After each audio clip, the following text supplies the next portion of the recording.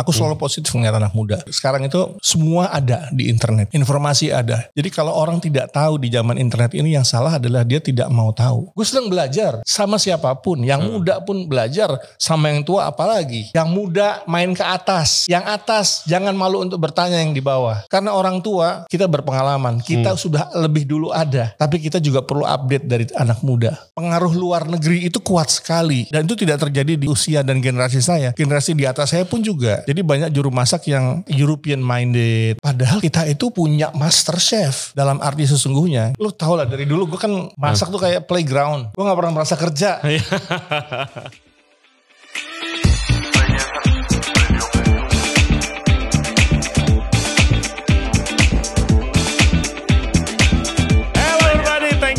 For tuning into the show today. Tamu kita kali ini Chef Haryo Pramu.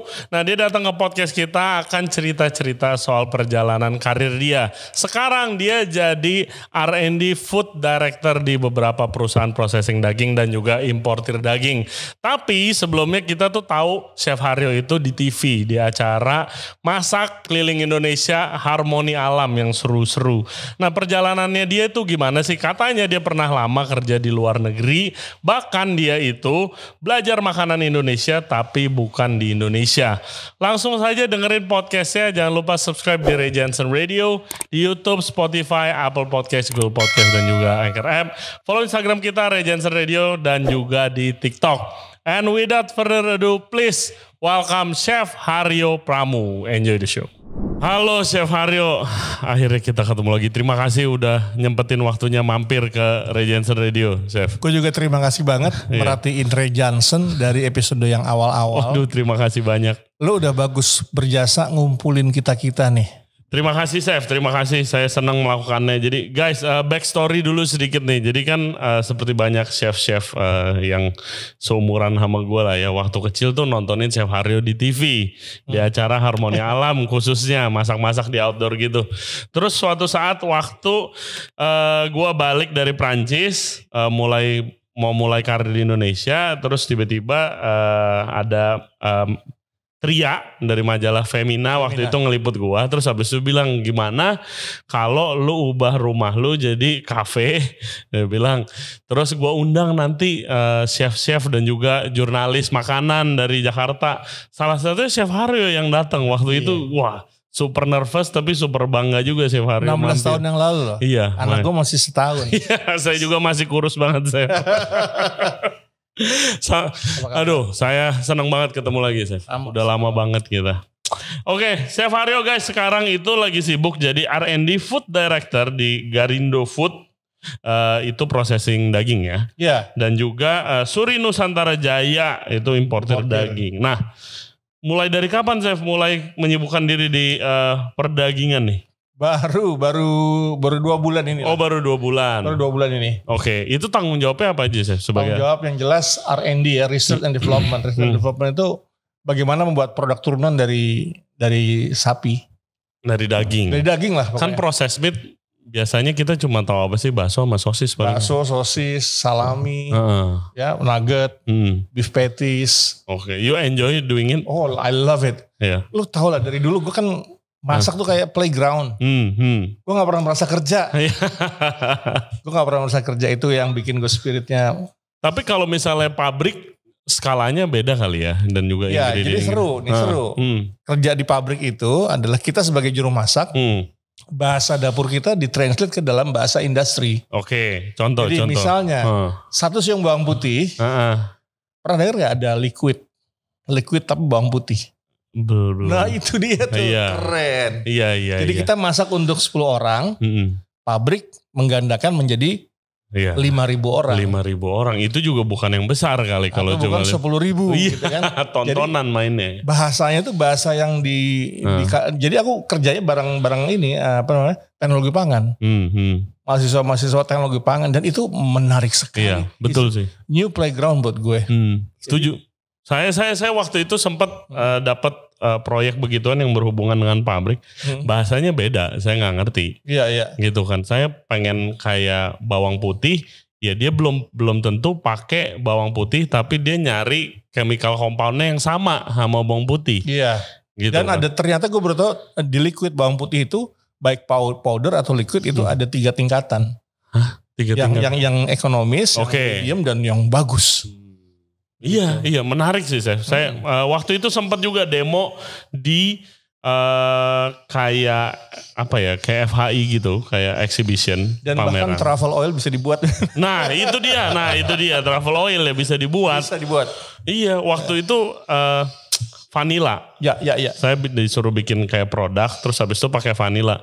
Dia bilang, Chef nggak mungkin kalau kita pabrikan pakai vanilla, harganya mau berapa? Dia bilang gitu, karena vanilla kan mahal ya. Terus dia bilang, oh jadi biasanya pakai apa vanilla? Nah kita cari chemical compoundnya namanya vanillin. Iya, vanillin itu yang membuat vanilla baunya kayak vanilla gitu kan. Dan ternyata itu adanya dari cengkeh. Sama, tapi harganya jauh lebih murah. Jadi kalau pabrik pakai itu sama aja, gitu. Ya itu sangat menarik sih buat kulik-kulikan. Ya jadi kan? buat gue tuh mainan banget, mainan baru gitu. Yes. Jadi bahkan gue pengen banget tidur di pabrik gitu loh. Jadi kayak ilmuwan bikin bom tuh nggak lah? Kita bom makanan gitu. Iya. Kita meledakkan kan dari Indonesia. Dan berarti udah ada beberapa produk yang Chef lagi develop nih. Yang jelas standar bakso, kemudian nuggets ada 2 macam, ada chicken strip, kemudian ada chorizo gitu juga bikin. Gimana caranya Chef bikin beda dengan kompetitor yang lain? Kalau soal nugget kan mirip-mirip tuh.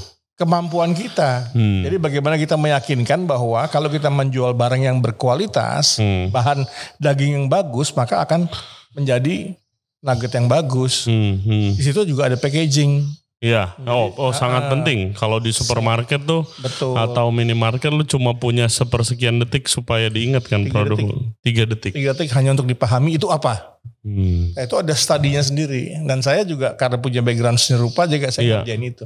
Oke. Apa triknya Chef? Siapa tahu buat jadi masukan. Wah di sini kajian nanti ada kajian. Oke, kita belajar nih. Ini olahan daging atau bakso, ini ada sosis, kemudian nugget, burger patties, diantaranya aneka sate, ayam goreng, aneka ayam goreng, dan ini adalah marketnya. Harapan konsumen terhadap cita-cita rasa berbanding rasa. Berbanding dengan harga. Jadi kalau saya pakai analogi nih, pasar nih, market nih, triangle nih, segitiga. Yang paling atas ini yang captive banget, yang niche banget. Restoran mewah. Yang di sini middle class. Gede banget pasarnya. Yang kelas bawah lebih gede lagi.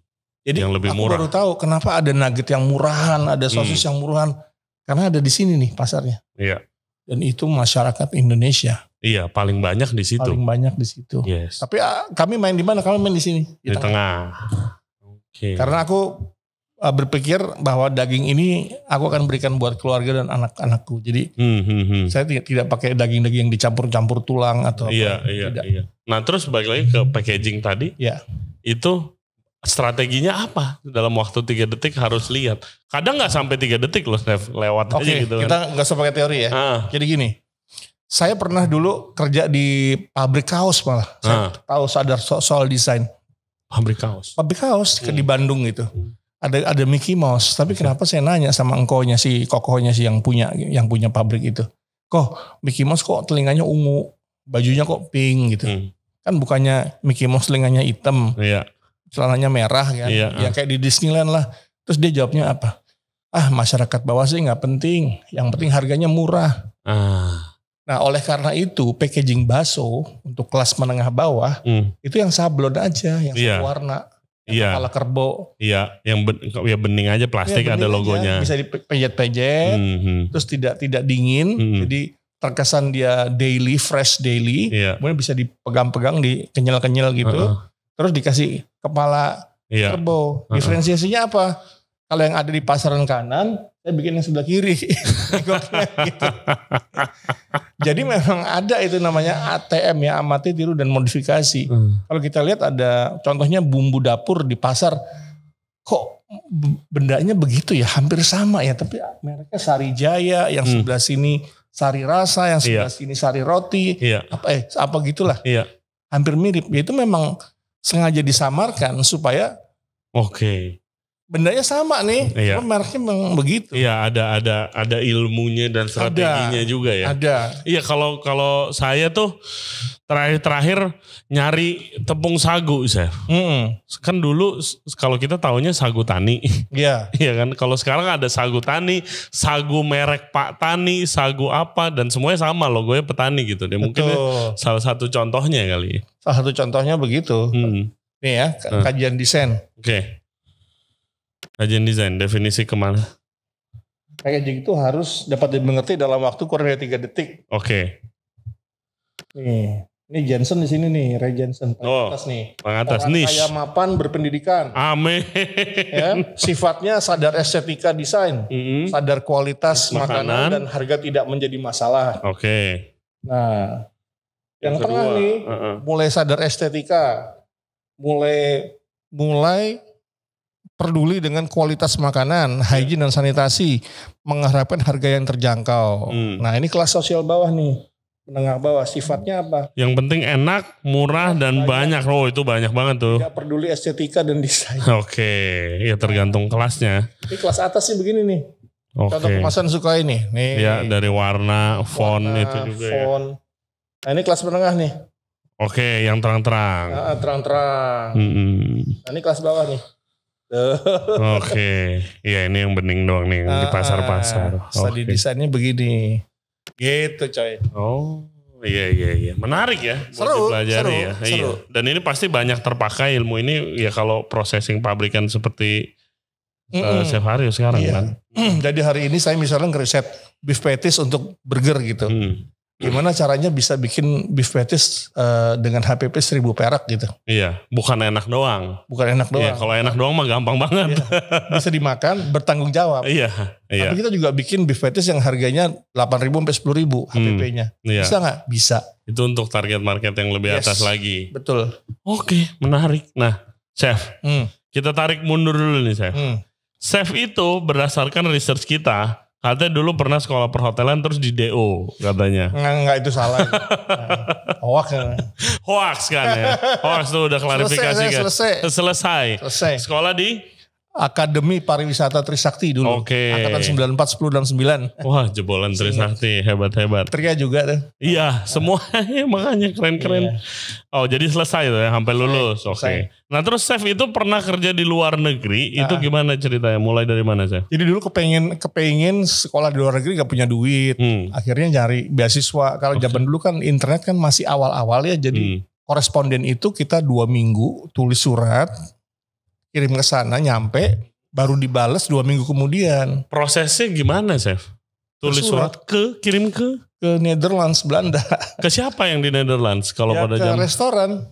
Oh, jadi sama aja kita kalau zaman sekarang pilih restoran keren, klik job, taruh CV. Cuman gue manual. Manual, kirim surat dulu, taruh CV, kirim aja tuh. Iya.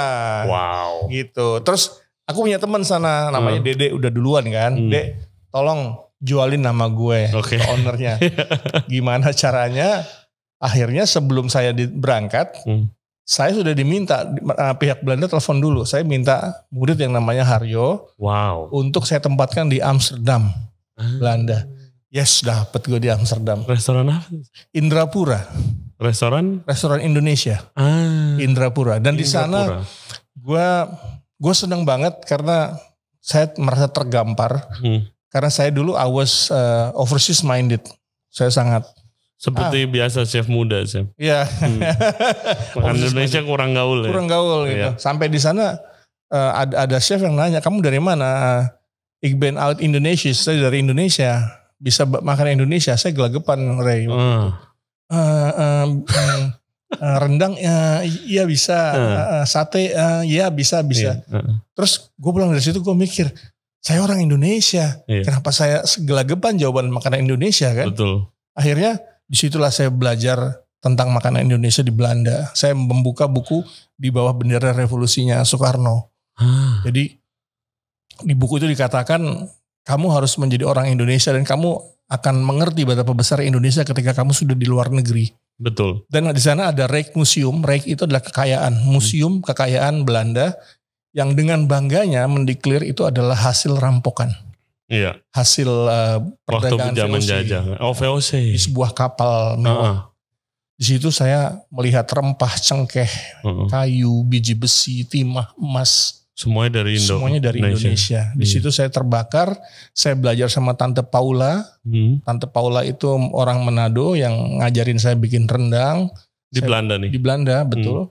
Dan akhirnya saya membuat makanan. Kalau di sana kan daya belinya orang tinggi ya. Iya. Jadi kita kreasi itu. Aku bikin makanan namanya Lautan Cinta. Salad dengan kuah empek-empek dan seafood.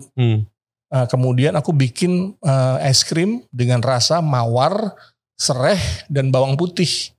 Di zaman itu. Laku. Wow. Masuk berita setempat. Ya, situlah. Oh, wow.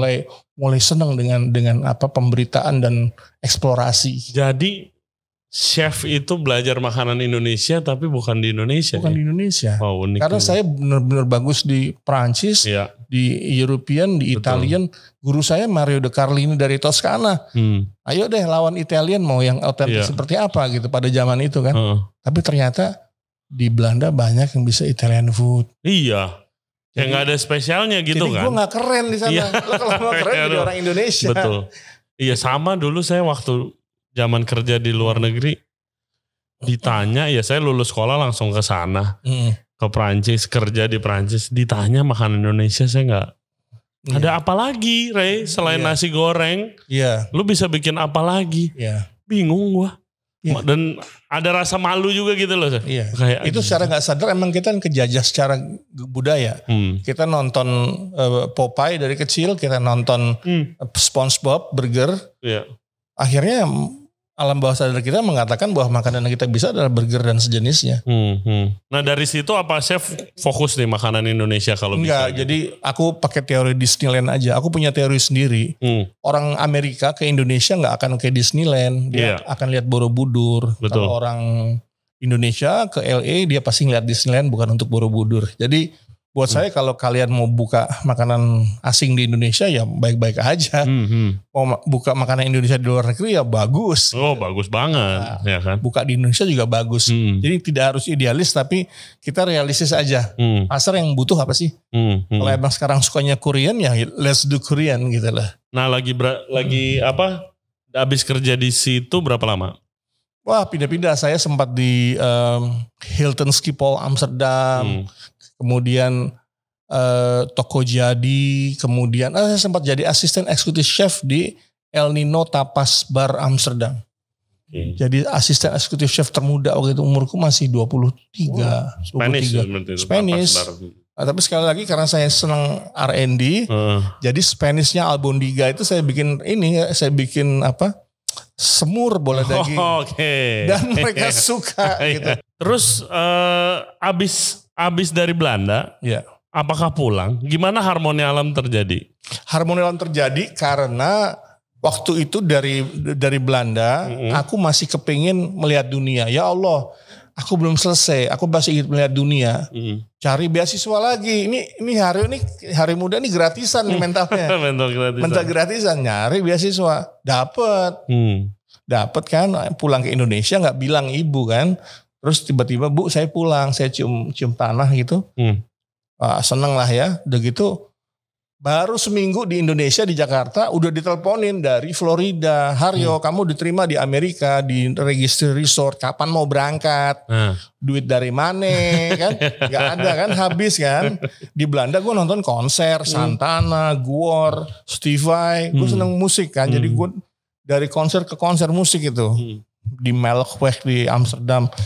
Anyway, sampai di Jakarta diteleponin sama pihak Amerika. Waduh gak punya duit. Gue ke Budi Stantio. Budi Stantio itu yang punya susu bendera. Ya kan, yang punya susu bendera, yang punya Frisian flag gitu kan. Ternyata Pak Budi Stantio lagi di Australia. Gak dapet. Terus gue ke Dirjen Pajak. Pak Hadi Purnomo waktu itu. Minta sponsor.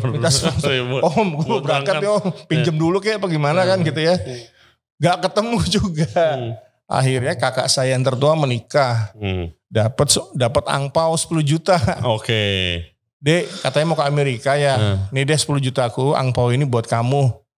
buat beli tiket. Kamu berangkat deh sana. Ya udah aku berangkat pakai itu. Wow. Begitu sampai Amerika, gajian pertama aku ganti langsung. Oke. Wow. Nah terus petualangan di Amerika gimana? Petualang di Amerika baru 3 hari masuk mobil polisi. Kenapa? Dicekrek itu di borgol. Karena aku nyetir driving without license. No license. Itu Jadi, serius tuh. terus biasa kan orang Indo kan jahil ya. Kalau di sana nanti kalau ketemu polisi kamu turun dari mobil. Gue turun dong dari mobil. Freeze, diginiin, ditodong. Kan begini gemeter kan. Terus lay your body kan. Taruh udah deh kayak di filmnya di borgol, masuk mobil polisi, krek. Wah. Lu itu nggak problem tuh, nggak disuruh pulang.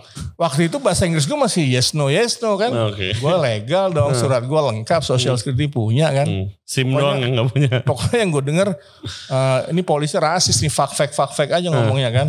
Ini ada orang Asia nih baru dateng, apartemennya mewah banget katanya. Jadi apartemen gue yang bisa buka pintu sendiri itu, yang pakai remote itu kan. Emang temen gue gila di sana. Gue dijemput pakai Firebird kan. Wow. Anyway, pas sampai di Amerika, ya akhirnya gue dilepasin lah pada intinya. Iya pastinya. Terus tetap nih si hari muda nih nggak punya duit nih, kerja dong, harus pakai sepatu, nggak punya sepatu, cuman duit $10. Gue beli di Payless Shoes namanya. Iya Payless yang murah banget tuh. Yang murah banget. Gue beli slipper beli slipper yang buat di hotel itu kan nggak punya duit, ya kan? Udah gitu. Ketahuan, thanksin men, disuruh pulang, gue nangis, suruh pulang, mana nggak punya pisau, soalnya kan orang bule kan, kalau chef kan bawa pisau sendiri kan, bawa pisau sendiri, ya gue dimarahin, dipermalukan lah pokoknya, Haryo gini-gini, terus ya sudah akhirnya begitu gaji pertama 2 minggu pertama, gue langsung beli global. Langsung beli pisau mahal. Langsung beli global, gue beli sepatu nih, awas ya gue buktiin loh. Ini kalau yang orang bilang cuma bawa badan nih. Cuma bawa badan ke Amerika. Benar. Luar biasa. Di situ berapa lama? Jadi gue di registry resort, kemudian sekali lagi jiwa petualanganku ini nggak tenang. Gue udah sampai tanah Amerika nih. Gue mesti lihat Amerika. Akhirnya gue tinggal tuh program J18 itu. Gue pergi ke Lansing, Michigan. Di sana gue melontang-lantung.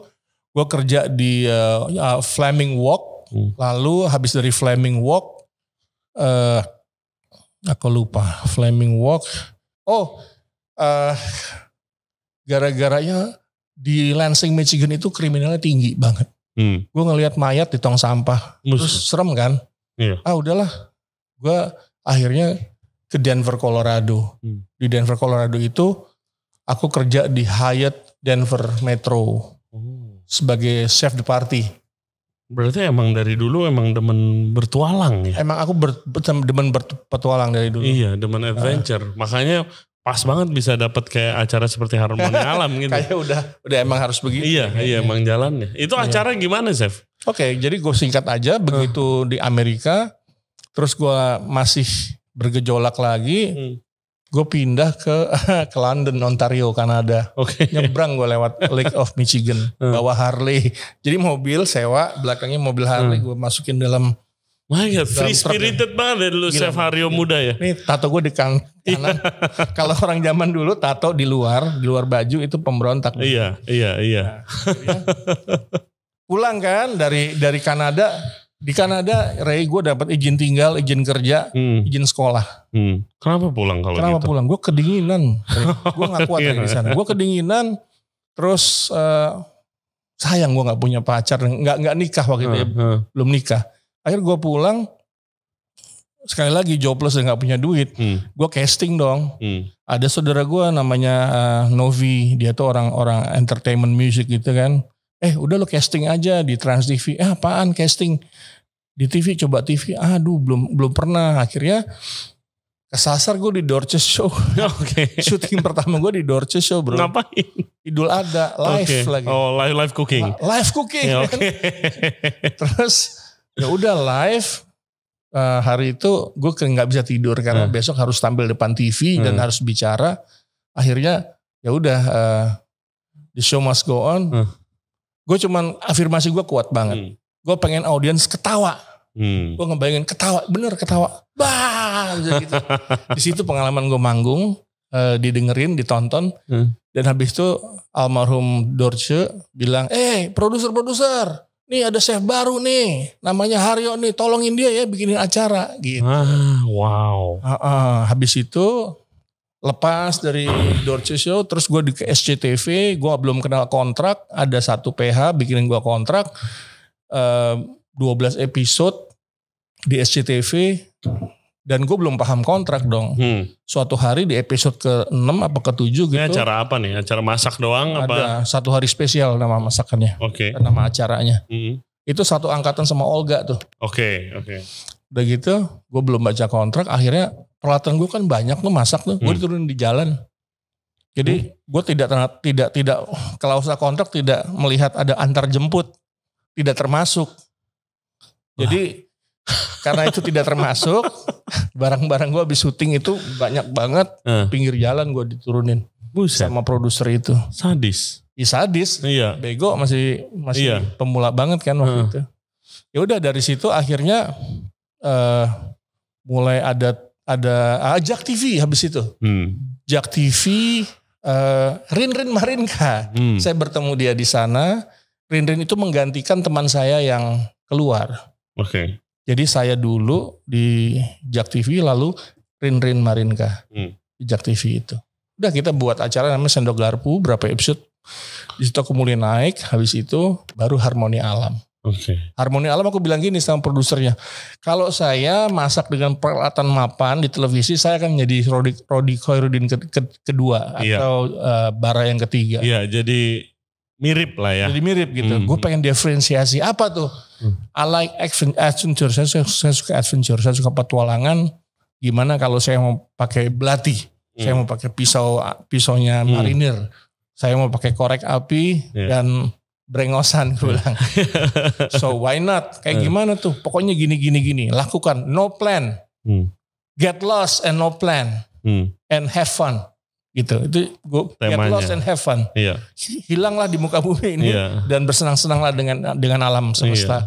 Iya, kayak petualangan lu di luar negeri kan. Betul. Ke tempat yang kota-kota yang bisa dibilang random gitu. Random banget. Gue arahnya random sampai sekarang. Ya. Jadi memang Harmoni Alam tuh tidak dikonsep. Bukan tidak dikonsep. Tidak pernah, saya gak suka nih. Tadi skrip gitu. Kamu rapi banget kerjanya, hebat kamu gitu. Kalau aku, Mbak, kerjaan aku santai aja. Lepas aja di hutan, kasih aja di mana pasar yang terdekat, kasih saya korek api, udah saya akan survive di situ. Karena serunya justru di situ. Iya dong. Dan saya punya pemikiran, saya tidak mau mempersulit audiens. Karena audiens saya kan tanah air ya. Iya. Jadi saya selalu minta belanja di pasar terdekat. Di situ ada bahan-bahan yang Indonesia banget lah. Makanya saya dekat dengan audiens itu karena yang di televisi yang dengan sesungguhnya nggak beda gitu. Kemana aja tuh saya? Banyak banget tempat. Tahu dulu. Berarti udah keliling Indo. Udah yang paling jauh kemana? Paling jauh ke Perut Bumi. ada gua bawah tanah itu di daerah Bantul, Ngelanggeran namanya. Oke. Jadi aku cuma punya waktu 30 menit untuk ke atas, kalau enggak dia banjirnya di dalam. Banjir bandang keren pakai tali gini. Wow. Masak di bawah? Masak di bawah. Wow. Nah, di dalam gua gitu. Gile. Itu produksinya ribet banget dong sebenarnya. Sangat ribet. Sangat ribet. Tapi memang mungkin karena anak muda ya. Dan ada budget kan. Yuk jalan-jalan yuk gitu. Tapi memang aku akhirnya dapat die hard fans dari sana. Iya. Die hard fans. Jadi ketika diganti saya oleh seseorang. Itu kotor semua Facebooknya. Kata-kata makian gak suka gitu. Harmoni Alam ya Chef Haryo gitu. Gak bisa diganti yang lain. Karena karakter asli kan emang itu. Iya dan maksudnya itu sih. Kayak saya belajar kalau dalam content creating sekarang yang sukses dan yang bisa besar ya yang gak tiruan gitu ya. Apa aja Spontan. Be yourself. Be yourself gitu kan. Itu banget. Iya. Bagaimana sih Chef rasanya jadi host punya acara di TV yang ditonton sama satu Indonesia? Ya pasti sempat besar kepala lah. Semua orang mengalami itu. Sindrom star ya. Star syndrome ya. Tapi sebentar kok. Intinya yang jelas saya punya cita-cita yang positif adalah saya pengen semua orang Indonesia suka dengan masakan. Saya tidak mau mengajari mereka memasak. Karena saya tahu penonton itu yang 9 nonton, yang 1 belajar. Jadi saya bikin entertainment. Makanya saya bilang sama produser, aku bikin konsep Robinson Cruise gitu, konsep yang Robinson Cruise ya, petualangan masak gitu. Karena saya sadar bahwa saya adalah tontonan gitu. Itu sih ceritanya. Wah, berarti ya chef di situ berapa tahun chef? Ya 3 lah. Iya, itu keliling ke seluruh Indo, belajar banyak makanan baru. Farah Quinn kepotong tangannya karena dia pernah featuring di acaraku. Chef, kamu bagus, kamu hebat, katanya bisa masak dengan kaleng, bisa. Saya bikin roti pakai kaleng regal. Jadi pakai kaleng yang bulat itu, kongguan itu. Saya bikin lobster thermidor tapi dalam kaleng. Terus dibakar pakai kayu bakar dan jadi enak. Dan yang menyenangkan adalah ketika cut. Itu seluruh kru.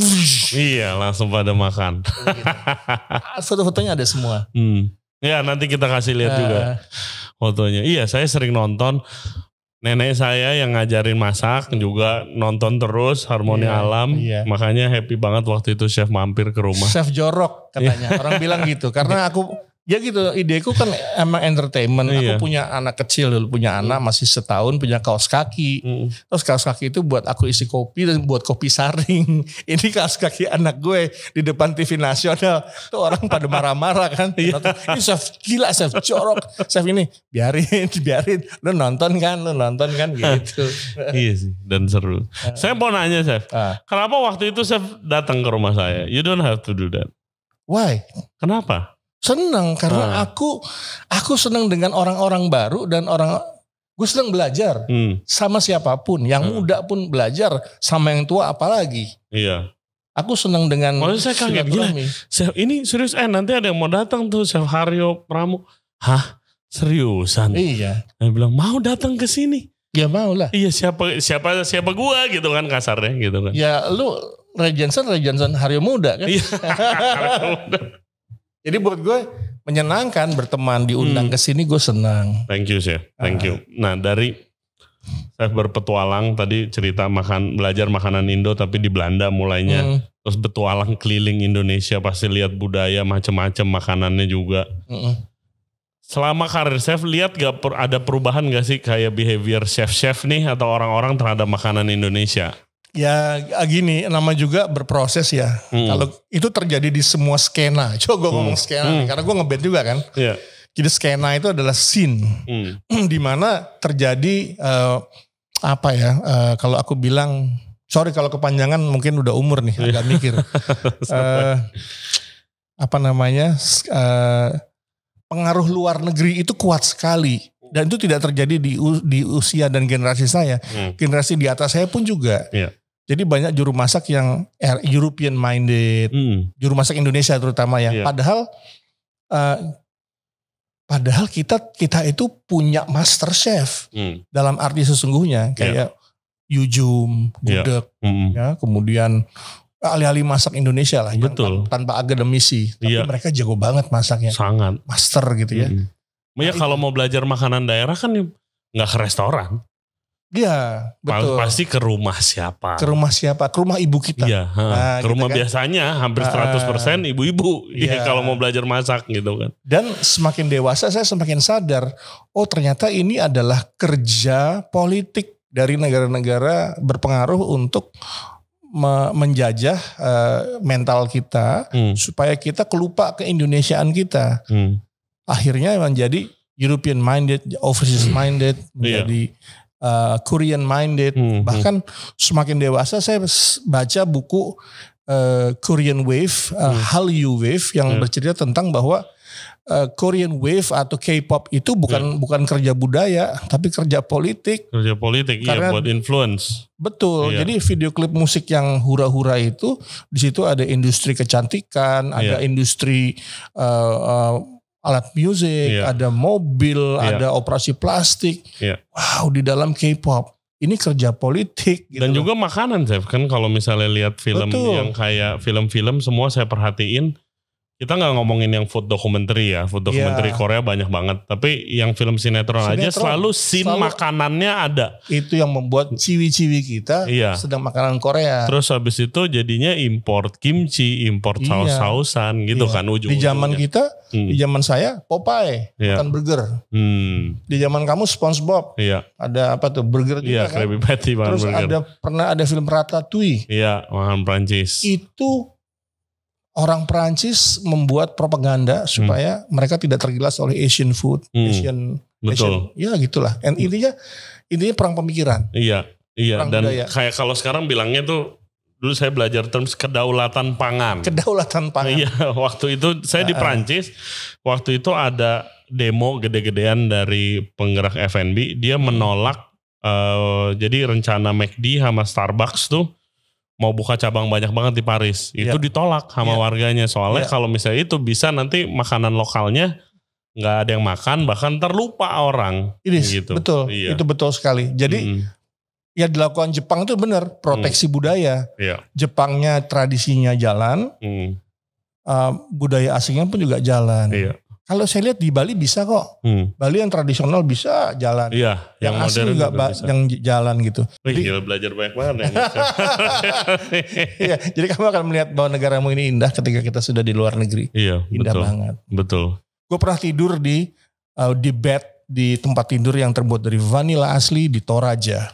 Wow. Waktu syuting di Toraja. My God, bed. Ini tempat tidur yang sangat besar dan itu adalah vanila yang batang-batang itu. Terus wangi lagi. Keluak terbaik di mana, Bro? Di mana saya? Nggak tahu saya keluak terbaik. Toraja, Bro. Di Toraja. Pamarasan namanya. Keluaknya udah kupas, belinya kiloan. Fatty gitu, bagus. Jadi kalau mau bikin rawon, belinya di Toraja. Pamarasan namanya. Menarik sekali ya. Kaya kita. Chef masih ngiter-ngiter gak sih? Masih. Kabur-kabur pakai motor masih. Iya, masih ya. Apakah Chef masih sering ngelihat kayak anak-anak muda yang nggak tahu banyak soal makanan Indonesia zaman sekarang? Apa sudah lebih baik? Sudah lebih baik dong. Aku selalu positif melihat anak muda. Jadi sekarang itu semua ada di internet. Informasi ada, tinggal hashtag. Jadi kalau orang tidak tahu di zaman internet ini, yang salah adalah dia tidak mau tahu. Kayak misalnya apa yang paling sederhana ya, cari resep lontong cap gomeh misalnya. Gampang banget, berapa versi gitu kan. Tinggal dicoba aja, kalau misalnya belok atau nggak bener, ya di situ fungsi lu belajar. Karena R&D itu bikin resep bakso nggak sekali bikin langsung jadi, 5 kali bongkar baru jadi. Iya, 5 kali itu termasuk cepet sih. Gitu kan? Iya. Saya tuh kadang-kadang suka gregetan gitu, Chef. Di posisi saya yang sekarang kayak ada banyak beberapa kayak perkumpulan asosiasi gitu bilangnya, atau ya perkumpulan lah ya. Nggak semua asosiasi. Itu yang tujuannya sudah jelas pengen naikin derajat atau mempopulerkan makanan Indonesia lagi gitu. Ada yang di kancahnya internasional, ada yang di restoran-restoran mahal dan lain sebagainya. Tapi banyak banget, Chef. Dan malah jadi saing-saingan. Kalau saya lihatnya malah jadi saing-saingan. Padahal mereka punya tujuan yang sama persis. Gitu lucunya ya kalau saya lihat. Ya, itu sangat gue sayangkan ya. Mungkin agak kurang baca juga sebenarnya. Kalau kita baca sejarah The Founding Father Indonesia, bahwa kalau kamu baca buku Chow Bau Kan, kamu mesti baca bahwa pribumi Cina dan Arab dan Inland dan Belanda itu memang dipisahkan, memang dipecah dari dulu. Karena apa? Kalau ini bersatu bahaya, merdeka. Ketinggalan sampai sekarang nih. Cina-Cina, pribumi, gua. Karena mereka lupa baca bahwa persatuan Indonesia itu, kalau kita bersatu, semua bangsa, semua suku, bahasa, dan agama bersatu, kuat bangsa kita. Iya, makanya orang dulu nggak mau. Nggak mau. Davide et Impera. Ingat Davide et Impera. Makanya gue bilang dari pertama ketika lu undang gue ke sini, Ray makasih ya. Lu udah menyatukan kepala-kepala kita yang terpecah-pecah ini. Ada apa? Kenapa gak bersatu sih? Kuat loh kalau kita bersatu loh. Lo mau ngebom negara mana? Ayo kita bersatu. Kita punya penulis, kita punya food blogger, kita punya pelaku, kita punya pedagang tradisional, kita punya senior. Kenapa gak duduk bareng? Ayolah. Ini bukan masalah ego, ini gua, ini project gua, nggak usah nggak itu. Come on, gue yakin semua orang hebat. Tapi kalau semua orang itu, aku ibaratkan toko bangunan, bata, ada atapnya, ada sengnya, ada sekrupnya. Kalau disatuin jadi rumah. Iya betul. Ini gentengnya sendiri, temboknya sendiri, pasirnya sendiri. Ini pasir bagus, ini tembok bagus, ini pakunya yang bagus. Iya, tapi nggak jadi kalau nggak bareng-bareng. Nggak bareng, men. Iya, itu gitu. sih saya sayangin ya. Padahal tujuannya sama. Gitu. Jadi Johnson Radio ini menyatukan. Mencoba. Ya. Siapa yang nonton di sini, mari kita sama-sama buka hati kita untuk sowan, untuk yang muda main ke atas, yang atas jangan malu untuk bertanya yang di bawah. Iya. Karena orang tua kita berpengalaman, kita sudah lebih dulu ada. Tapi kita juga perlu update dari anak muda. Anak muda juga perlu nanya pengalaman dan pandangan kebijaksanaan dari orang tua. Sebenarnya bisa ketemu nih dua nih, orang tua sama anak muda. Tapi kenapa anak muda ini sendiri-sendiri, yang orang tua ya sendiri. Ego biasanya. Ego gitu loh. Apa sih ego itu? Ya kan? Kalau hidup cuma sebentar, ngapain lu pakai ego sih? Betul. Mendingan jadi satu. Ayo, Ray, habis ini kita bikin apa, Ray? Kita rangkul tuh Master Chef. Kita rangkul Ica, ACP kita rangkul. Saya kenal orang ACP banyak. Saya kenal orang Ica banyak. Betul. Saya kenal orang-orang independen.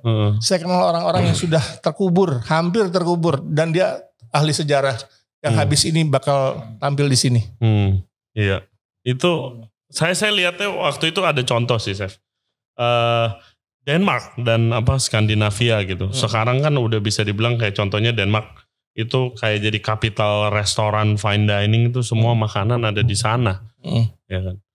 Daerah Skandinavia dulu pada zaman saya aja mana kedengeran orang lu makan ke Denmark ngapain gitu kan. Tapi akhirnya saya kerja di restoran nomor 1 dunia waktu itu namanya Noma, adanya di Copenhagen gitu kan. Dan saya lihat di sana gimana budaya restorannya itu, bahkan ada term sekarang Nordic food. Dulu waktu zaman kita belajar masak mana ada Nordic food ya kan. Nah ternyata waktu saya di sana saya kerja, saya nanya-nanya sama chefnya dan juga teman-temannya. Itu tuh mereka bikin, waktu itu ada suatu saat mereka ngumpul bareng bikin kayak ekuivalen Sumpah Pemuda.